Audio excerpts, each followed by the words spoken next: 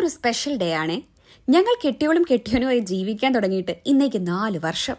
ഈ 4 വർഷത്തിന്റെ beautiful memory ഒന്ന് ആഘോഷിക്കാൻ അങ്ങ് ദൂരെ വട്ടവടയിലേക്ക് ഒറ്റ വിടൽ വിട്ടു. ക്യാമ്പിനോയിൽ എന്ന് പറഞ്ഞൊരു അടിപൊളി റിസോർട്ടുണ്ടേ. അവിടെ ആയിരുന്നു നമ്മുടെ സ്റ്റേ. ഈ റിസോർട്ടിനെ കുറിച്ച് പറഞ്ഞാൽ ഡ്രീമി പ്ലേസ് എന്നൊക്കെ പറയില്ലേ, അതുപോലൊരിടം. ആകാശം മലയെ തൊടുന്നതും ആ പച്ചപ്പ് നിറഞ്ഞ മലനിര കോടയായി ആകാശത്തോടൊപ്പം മറയുന്നതും അങ്ങനെ ഒരുപാട് കാഴ്ചകൾ സമ്മാനിക്കുന്നൊരിടം.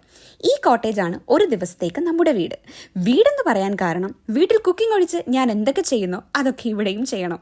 ബിക്കോസ് കൂട്ടത്തിലൊരു കുരുപ്പുണ്ടേ.